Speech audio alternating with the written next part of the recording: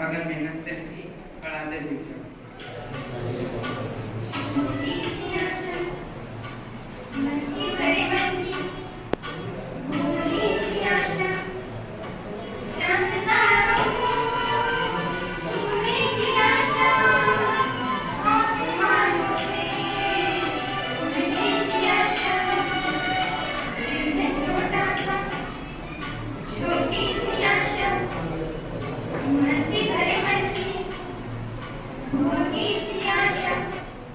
जाते हैं वो दिए की तरह जीवन रोशन कर जाते हैं।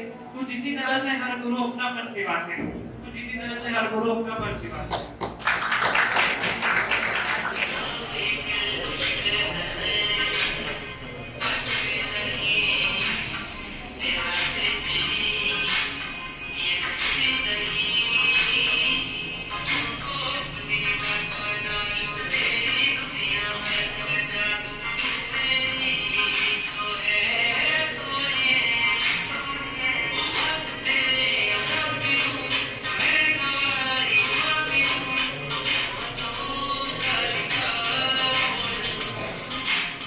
और मैं देख रहा हूँ कि आज के समय में जितना आप लोगों ने मेहनत किया है वो काबिल तारीफ है।